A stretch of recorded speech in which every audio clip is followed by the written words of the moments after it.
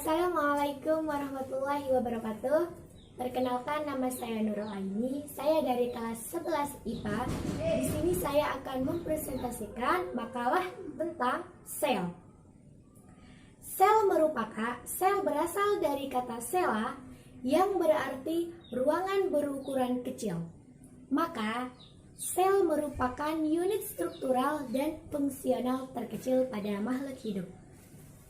Sel merupakan unit organisasi terkecil yang menjadi dasar kehidupan. Makhluk hidup atau organisme tersusun dari sel tunggal atau uniseluler. Misalnya bakteri, archaea, serta sejumlah fungsi dan protozoa atau dari banyak sel atau multiseluler. Pada organisme multiseluler, terjadi pembagian tugas terhadap sel-sel penyusunannya. Setiap sel tersusun dari berbagai bagian, yaitu membran plasma, inti sel atau nukleus, sitoplasma, dan organel sel. Pada makhluk hidup multiseluler, sel-sel yang serupa berkumpul bersama dan menjalankan satu fungsi yang sama. Satu fungsi yang sama membentuk jaringan. Jaringan-jaringan yang berbeda menyusun satu organ yang memiliki fungsi tertentu. Organ-organ yang berbeda bekerja sama membentuk suatu sistem organ. Jenis-jenis sel. Ada banyak jenis sel. Setiap jenis sel yang berbeda dan melakukan fungsi yang berbeda. Meskipun ada banyak jenis sel yang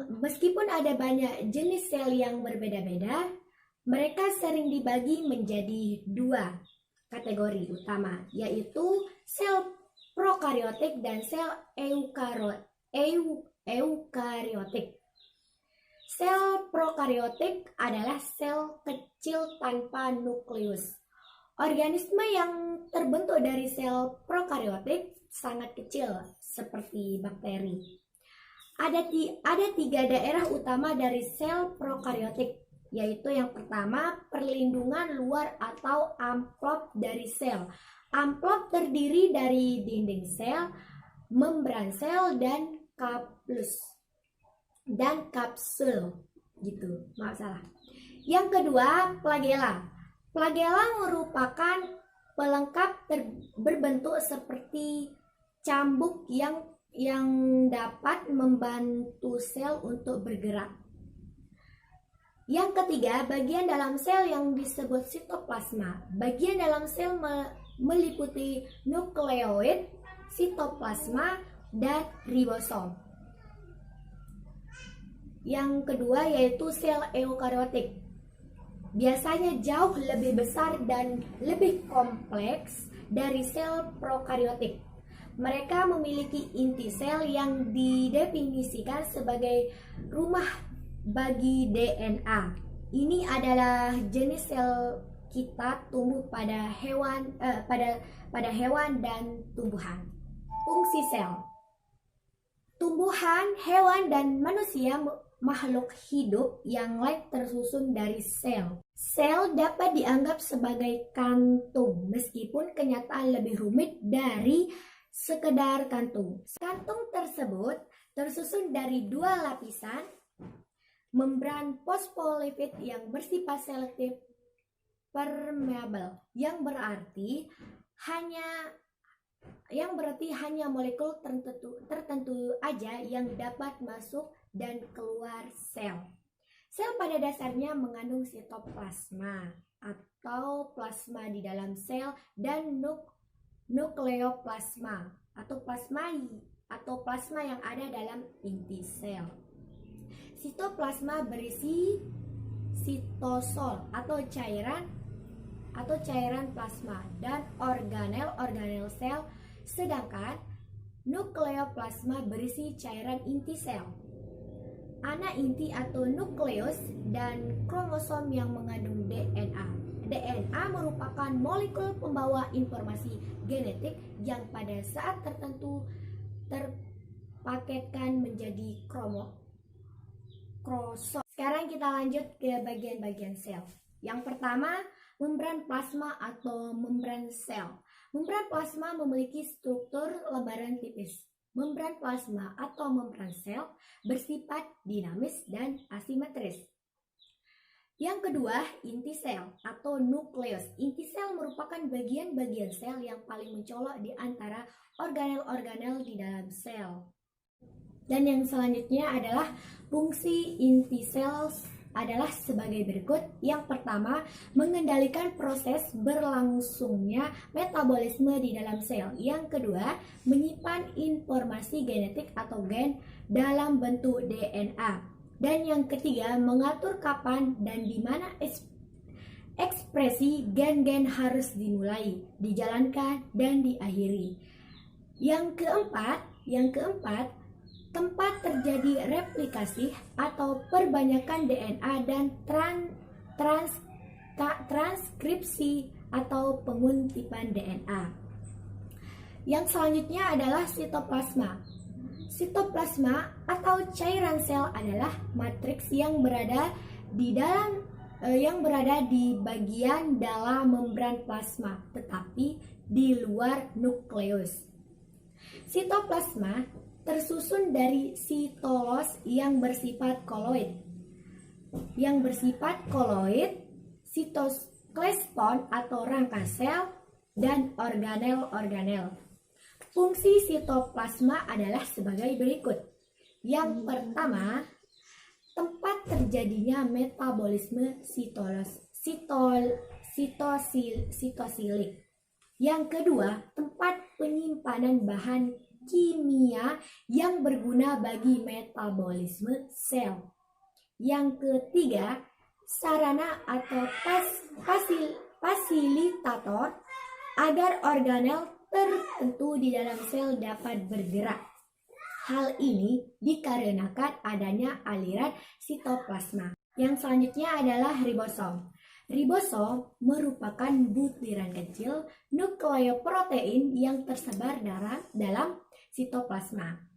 Ribosom berfungsi untuk melangsungkan sintesis protein. Dan yang selanjutnya adalah retikulum endoplasma. Ada dua macam retikulum endoplasma, yaitu kasar atau yang pertama adalah kasar atau berganula, yang kedua halus atau tidak berganula. Retikulum endoplasma yang kasar berfungsi sebagai tempat sintesis protein, sedangkan yang halus berfungsi sebagai tempat sintesis lipid.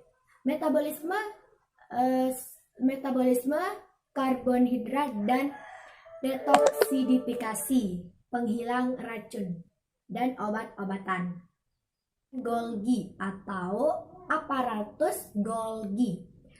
Badan Golgi merupakan kantung pipih yang bertumpuk yang tersusun dari ukuran kecil dan terikat membran. Badan Golgi berfungsi memproses protein dan molekul lain yang akan dibawa keluar sel atau membran sel. Selanjutnya adalah glikolisis. Glikolisis merupakan salah satu modifikasi protein setelah sintesis protein selesai. Dan yang selanjutnya adalah lisosom.